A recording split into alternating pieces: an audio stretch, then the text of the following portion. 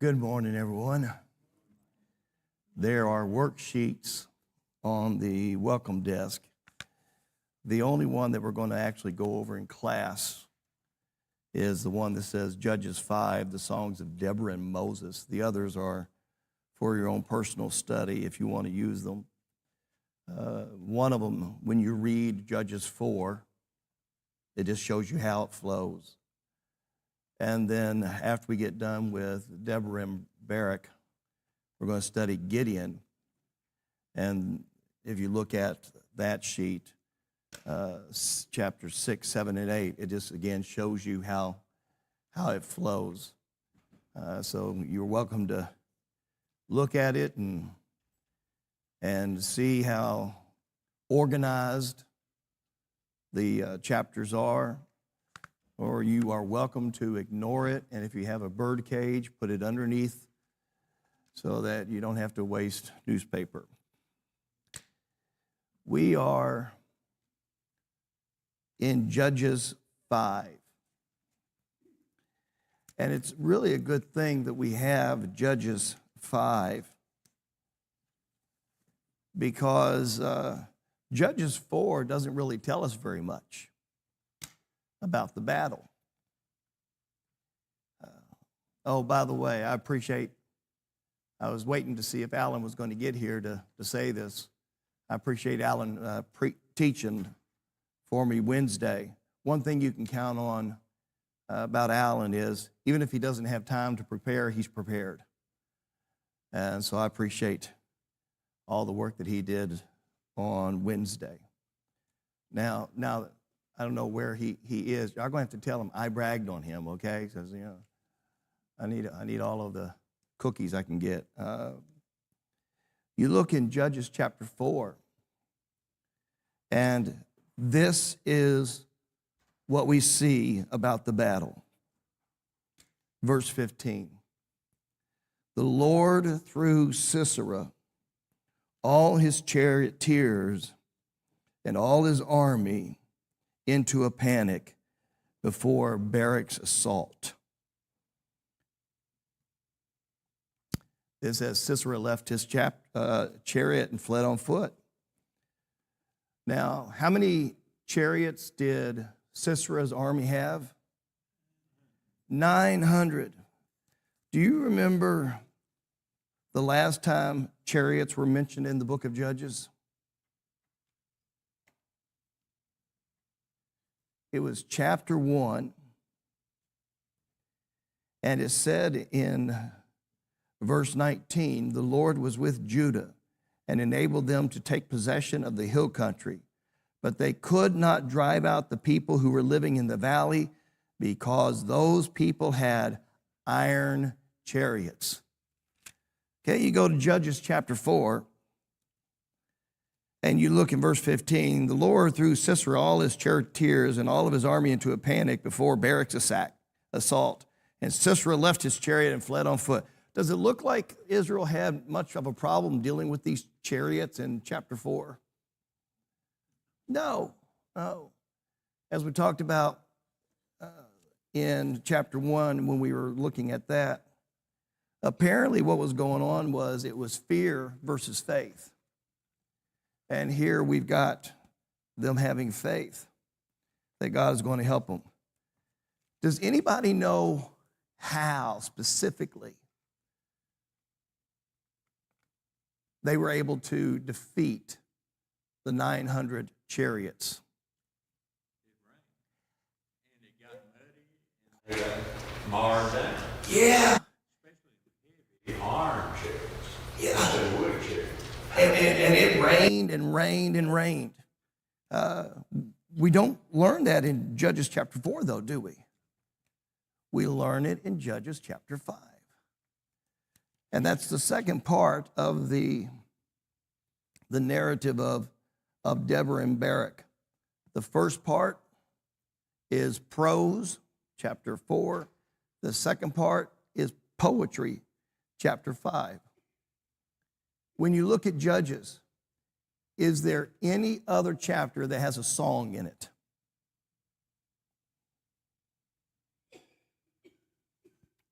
Not that I'm aware of. We've talked about how unique this story of Deborah is. And one of the ways that it is unique is this is the only one that has a song. Now, when you get to Abimelech, he has a fable. You get to Samson, he has a riddle. But this is the only one with a song. And not only that, if I'm not mistaken, and I could be, so feel free to correct me, there are only 2 songs that are sung in the historical books. And that would include even Genesis, the Torah. Anybody know what the other one is? It's in Exodus. Anybody know specifically what in Exodus? Miriam also sang.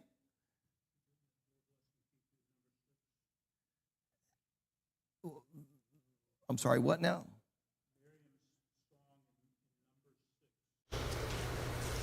She's got a song in number 6.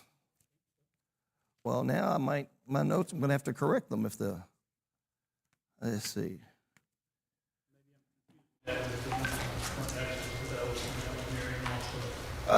Number 6, the priestly vow, blessing.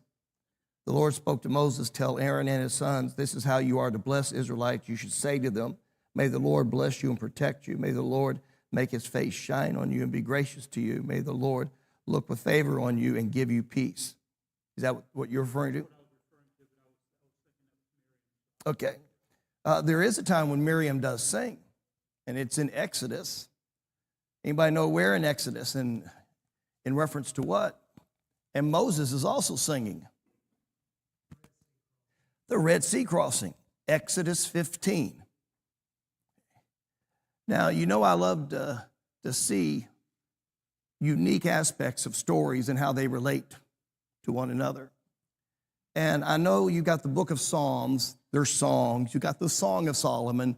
The title kind of gives it away that it's a song. And those are the books of poetry, but those were written to be sung. Judges chapter 5 and Exodus chapter 15, they are written and they are sung right then. And as far as I know, these are the only 2 songs in the entire Old Testament that are written down and performed. Now that should make us go, that's interesting. At least it does with me. One of the handouts that I had prepared is, if you look at it, the songs of Deborah and Judges. And if you have it, you will see that there are 6 comparisons between the song of Deborah and Barak and the song of Moses and Miriam. 1, both are songs not only recorded but sung. It's the only 2 I'm aware of. 2, both are songs of victory. 3, both are songs of freedom from oppression. And these last 2, I just think, kind of seals the connection. Both are songs about the destruction of chariots, and both have God using water to destroy the enemy. I think we're supposed to see there's a comparison between these 2. When you look at the book of Judges, does God often mention, I brought you out of the land of Egypt? when you look at Judges chapter 5, that is God reminding them, I brought you out of the land of Egypt. And this time he's doing it in a song. And there are a lot of word connections too. You've got, for example, the phrase, I will sing to the Lord. You've got Edom being mentioned in both. You've got the heart being mentioned in both, walking being mentioned in both, a horse and a chariot. So I found that interesting. Whether anybody else did or not, I found it interesting. Let's look at chapter 5 and let's study it. On that day, Deborah and Barak, son of Abinonam, sang, when the leaders lead in Israel, when the people volunteer, blessed be the Lord. That is one of my favorite verses in the book of Judges. What do you need in order to have success according to that verse? And that's the third one. Bless the Lord. You've got to have leaders, not just leaders sitting and doing nothing, leaders leading, volunteers, people that are going to get involved. And then it is blessed by God. That is not only one of my favorite verses in Judges, this is one of my favorite verses on leadership in all of the Bible. Leaders lead. Volunteers, they follow. And the Lord blesses the effort. Anybody got any thoughts on verse 2? So who are the leaders leading in chapter 5?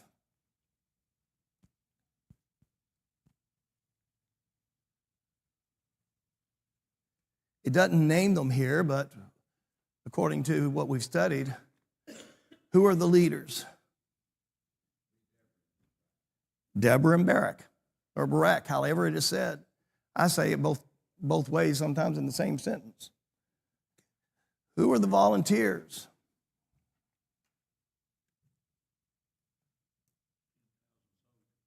Okay, 10,000 soldiers. Now, we're going to find as we go through the chapter that some people did not volunteer. Look at verse 15.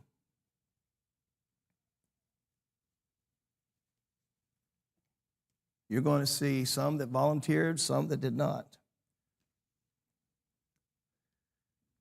The princes of Issachar were with Deborah. Issachar was with Barak. They were under his leadership in the valley. Then it says, there was great searching of heart among the clans of Reuben. Then verse 16, it's really interesting how this poem writes it. Why did you sit among the sheep pens, listening to the playing of pipes for the flocks? There was great searching of heart among the clans of Reuben. Yes, Paul. Somehow or other, I got lost in all this because, as far as I could tell, just from two tribes was all that was asked to volunteer. Apparently, they started joining. Yeah. Rated because they didn't. If I understand it correctly, and I know what you're talking about, because it says in chapter 4 that Barak went and he got Zebulun and Naphtali, verse 10. And apparently it's like this. And if I'm correct, this is another great lesson. What gets people to volunteer?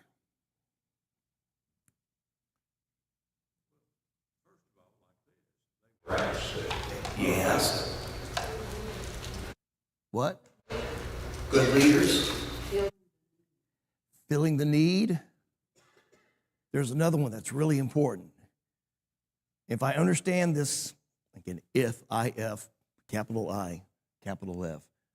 If I understand it, this next point is extremely important. Yes, Daryl. Okay, they're in the military, so they're prepared. Anybody else? A willing heart. You see that they were searching their hearts. Okay, they saw the need, but what else did they probably see? The two tribes, the 10,000, they're routing the army, and then the others join in. Why? Money is a good motivator. Let me ask you this. Do people join when they see success? That's what I think happened. Now, all of those others are great, and this is a great chapter on leadership. You got people that were prepared, they're in the military. You got people that saw a need. You got people that searched their hearts. But if I understand this correctly, this is also part of it. Some of the tribes saw success and said, I want part of that. I want to be part of that. I want to succeed myself. You all know that's the way that the human nature works. If you see something going on and it's working, you want to be part of it. If you see something going on and nothing's really going on, do you see a need to volunteer? Generally, no. How many tribes in all, according to Judges 5, got involved? Now, this is me counting, so beware. Ephraim, verse 14. Benjamin, verse 14. Zebulun, verse 14.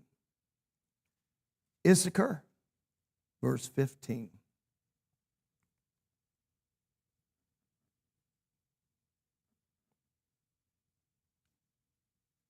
Okay, so that's 4.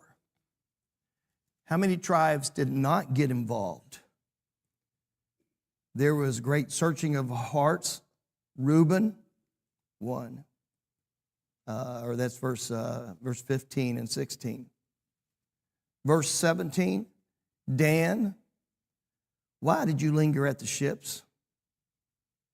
Asher remained at the seashore and stayed in the harbors. So you've got a few tribes that are not getting involved. And here's the sad reality. Those that do not get involved, do they still benefit from all the good that was done by leaders leading, volunteers volunteering, and the Lord blessing it? They do. Mark? That night, so be sure to be here. I didn't even think about it, but this chapter goes really well with that congregational meeting we're having. Okay. Yes. Interesting thing, I couldn't locate it just then, but they mentioned the tribes that was on the east side of the Jordan, and going in to the promised land, they were the first land to be taken, and they had to more or less swear that they wouldn't sit at home while. Right. One of those was the half tribe of Manasseh. I don't remember the other two. Now, one of the interesting things about this poem is, as Paul pointed out, chapter 5 mentions Zebulun and Naphtali that are involved. Notice in the poem in verse 18, notice what it says about Zebulun and Naphtali. The people of Zebulun did what? Despised their lives. Despised their lives. Even to death. What does that mean, despise their lives even to death? They risked their lives. Yeah. The CSB says the people of Zebulun defied death. Naphtali also, in other words, it's implied, defied death on the heights of the battlefield.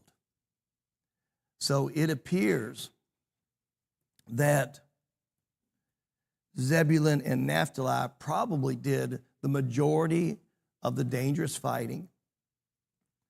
And my guess is, and again, it's a guess, some came from Ephraim and Benjamin, so they could, and Issachar, because they saw the success.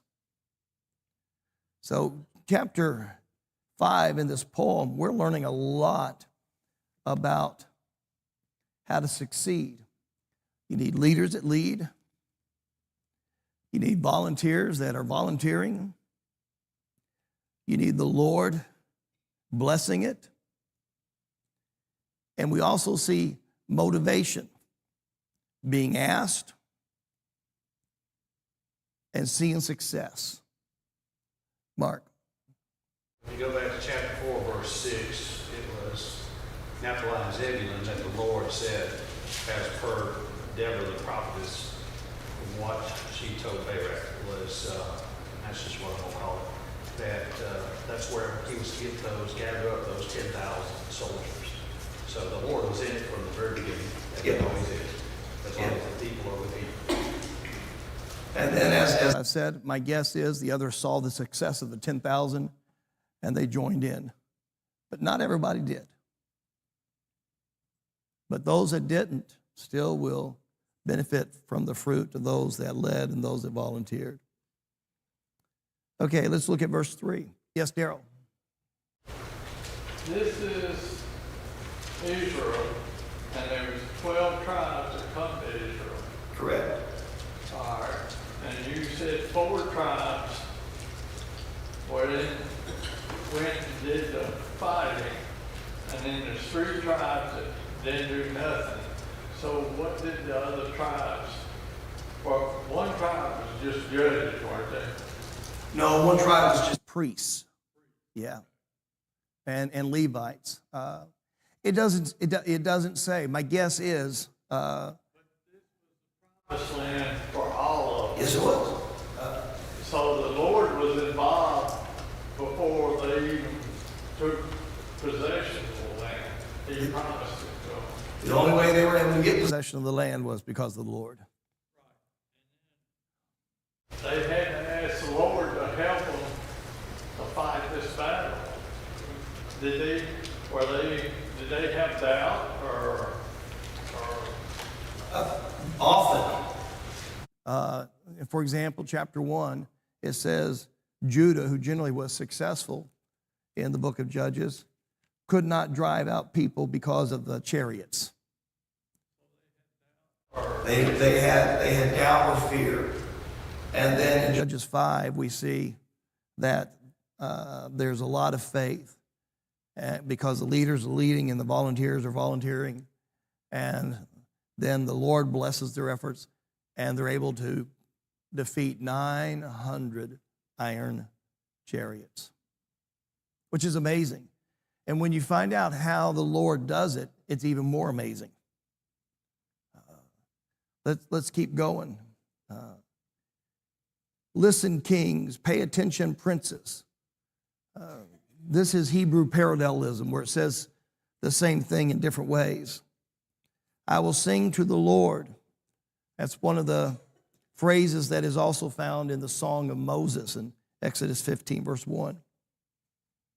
I will sing praise to the Lord God of Israel. Again, you can see parallelism.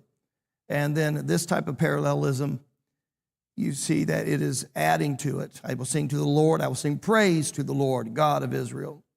There's a lot of different aspects of parallelism. Sometimes it is saying the same thing as in synonyms, and sometimes they're antonyms.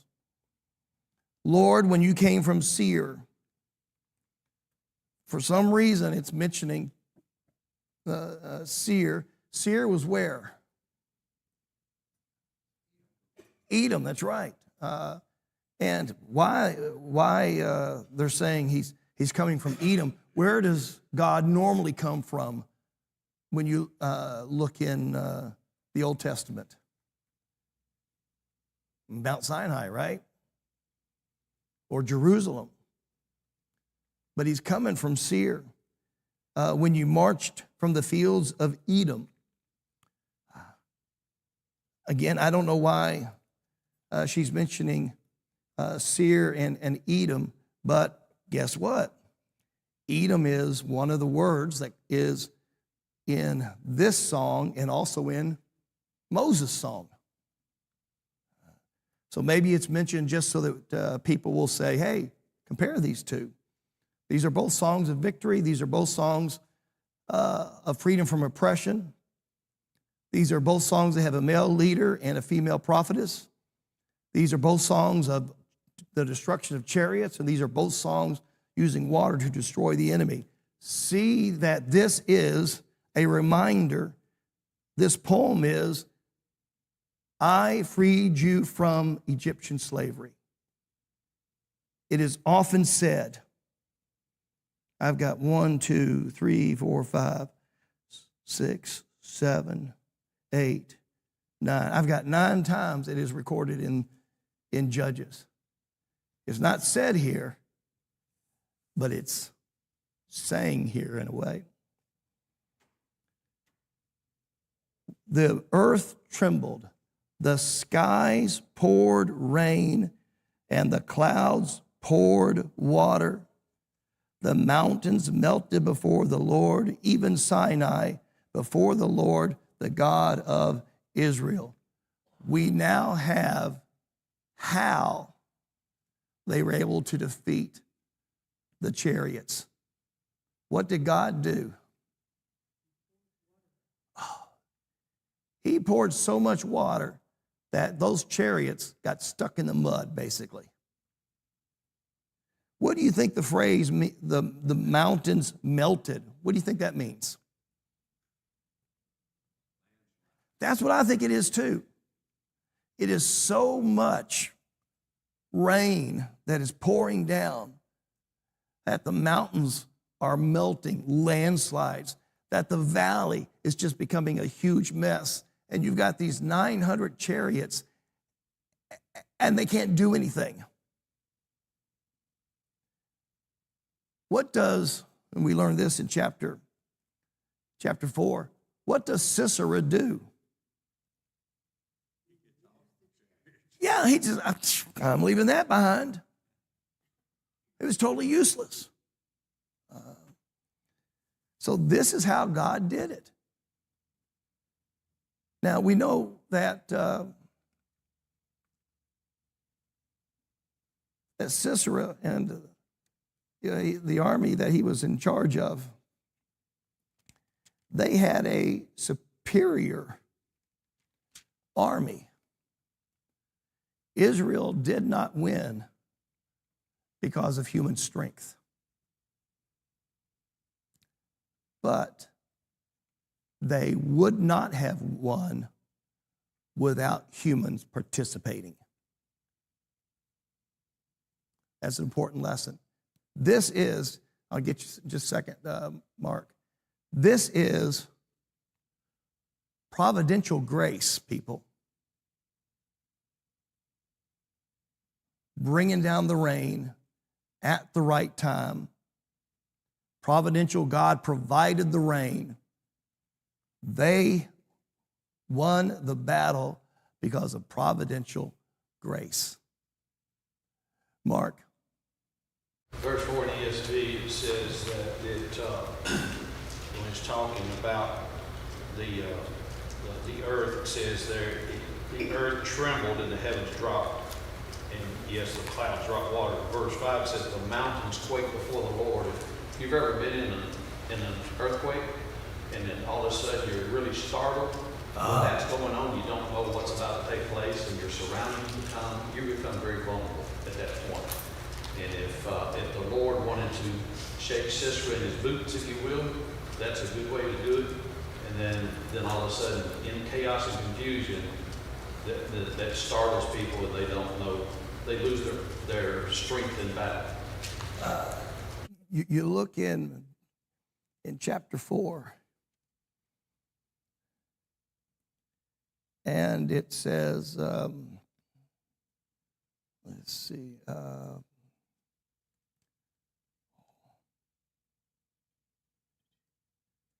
I know it's there because I read it. Chapter 4, verse 15. This is how the CSB words it.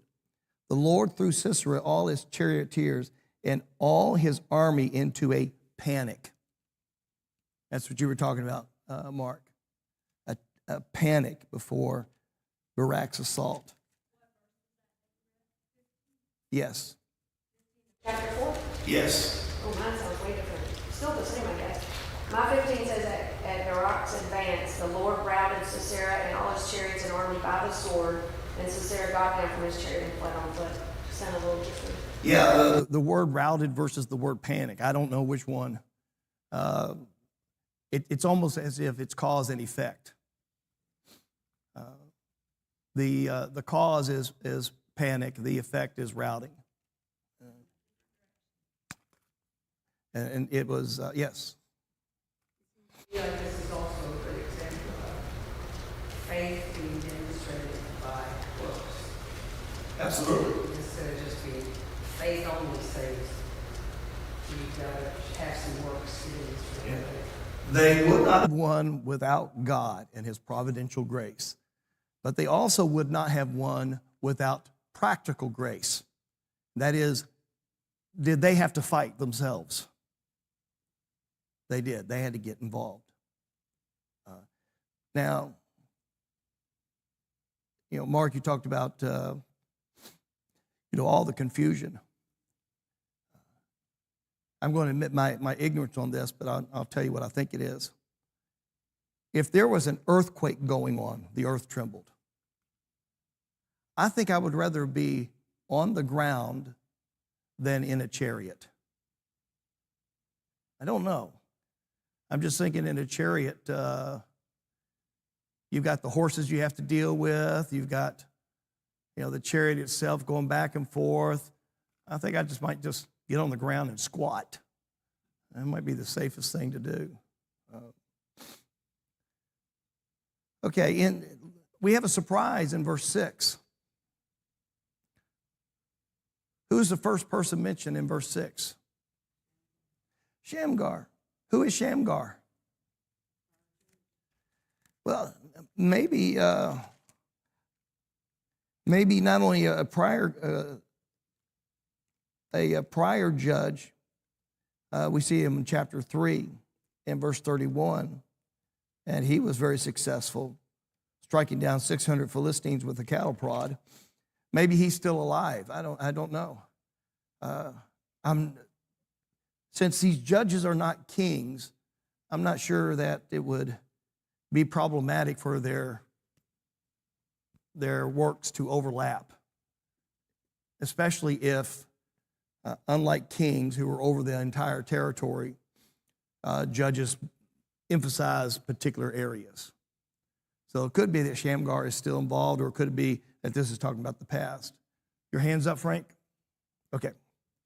Explain some tribes not being mentioned as following a particular judge. That doesn't mean they're inactive. Right, that's a good point. So we've got some that are mentioned as active. We got some that are mentioned as not active and being chastised for it. And we just have some that are not mentioned. So it might be that they were in a different area geographically than where Barak and Deborah were judging. And then in the days of Jael, Jael, I just say Jael. It's easy to remember Jael because what did she use? She used a nail. The main roads were deserted because travelers kept to the side roads. What do you think that means?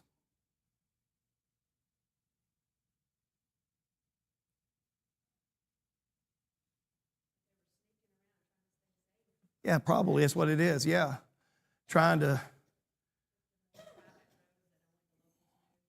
Villages were deserted. They were deserted in Israel. Type of parallelism again. Until I, Deborah, arose a mother in Israel. Now, verse 7 is really interesting because it can mean one or two things. It can mean that she is a mother in Israel, and how odd it is for a mother to be taking on this role. Or it could mean that she became a mother to Israel. It could go either way. Israel chose new gods. Then there was war in the city gates. Not a shield or spear was seen among 40,000 in Israel. Okay, so there's no way that they could have won this battle without God. My heart is with the leaders of Israel, with the volunteers of the people. Blessed be the Lord. Going back to verse 2. You who ride on white donkeys, who sit on saddle blankets, and who travel on the road, give praise. Let them tell the righteous acts of the Lord, the righteous deeds of his warriors in Israel, with the voices of the singers at the watering places. Awake, awake, Deborah, awake, awake, sing a song. Arise, Barak, and take your prisoners, son of Abinadab. It could be that when you look at verse 12, we're seeing that even though Deborah went with Barak because he demanded it or he would not go, that she wasn't as involved in the fighting as he was. She's saying her role is to sing and his role is to take prisoners. Then the survivors came down to the nobles. And, let me go back to verse 12. That would make sense. When you look at the armies of Israel, who is never a soldier? Women. Yeah. Women are never soldiers. Only the men are soldiers. Then the survivors came down to the nobles. The Lord's people came down to me with the warriors. Those with their roots in Amalek came from Ephraim. Okay, so Ephraim fought.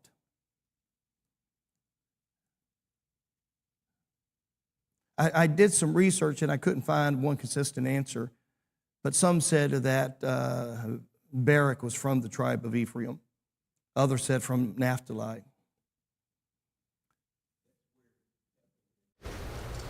What now? Isn't Ephraim where Deborah lived? I do not remember. You go back to chapter 4.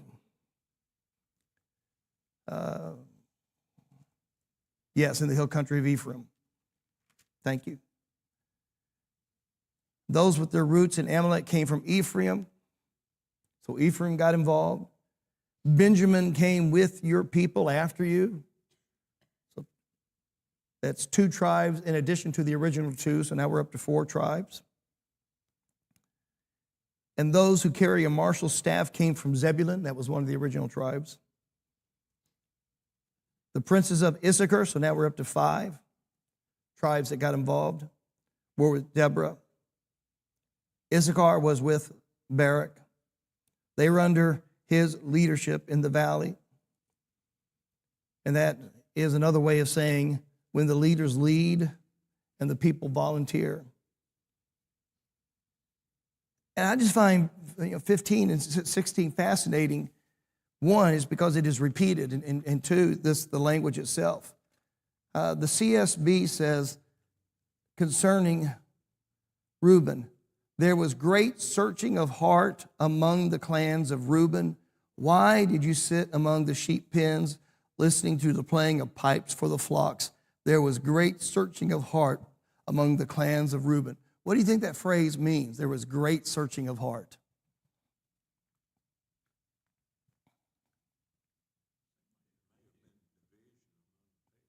Okay. Okay, maybe there was division among the people, Frank. That's basically what I was saying. Anybody else? I wonder if their hearts is/are their conscience. And they're seeing this going on, and they're feeling guilty for not getting involved. Because when you feel guilty, don't you search your heart? But instead of allowing their conscience to be pricked and get involved, what does the song say they did? And what else involved in the sheepfolds? They were listening to music. Yeah. So I think this is their conscience bothering them. And then you've got Gilead remained beyond the Jordan. Then Dan, why did you linger at the ships? Asher remained at the seashore and stayed in the harbors. You did nothing. The people of Zebulun defied death. Also, Naphtali. Only got a couple minutes. Kings came and fought. Then the kings of Canaan fought at Tanakh by the waters of Megiddo, but they did not plunder the silver. The stars fought from the heavens. Again, it's the idea that God is using nature right here, providential grace. The stars fought with Sisera from their paths. The river Kishon swept them away. The ancient river, the river Kishon, march on, my soul, in strength. Okay, so you got providential grace going on. The horses' hooves, horses are mentioned in the Song of Moses also. The horses' hooves did hammer, galloping of his stallions. Curse Meroz, said the angel of the Lord. We're going to do a special study on the angel of the Lord. I'm going to tell you one reason why. The angel of the Lord is mentioned more in the book of Judges than any other book in the Old Testament. He is a major character. Curse Meroz. Why? For they did not come to help. Notice 4 says, for they did not come to help who? Help the Lord. Does the Lord need our help? No. So what do you think this means? Did not come to help the Lord with the warriors.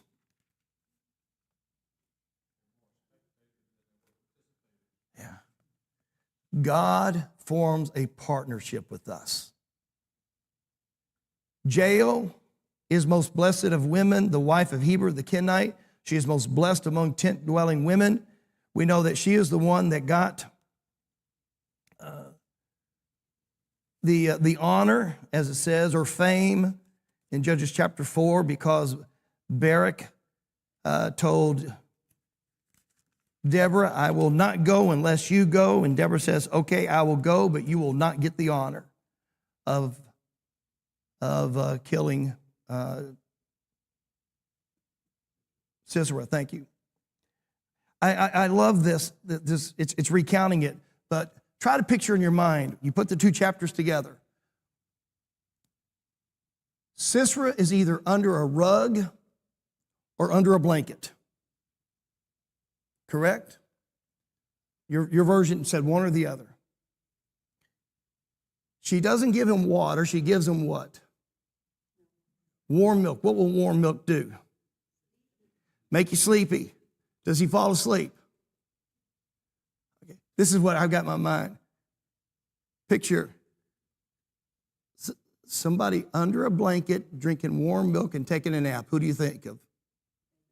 He's a big old baby. He goes from this general to now he's just this big old baby. And she's going to not be a good mother in that sense. Jael's going to take a nail and put it in his head, and he will be dead. There's your poem for today. And then you end with poor Sisera's mother looking out the window. We will do the next judge, Gideon 6, 7, and 8, but we will probably just do chapter 6 on Wednesday. Thank you.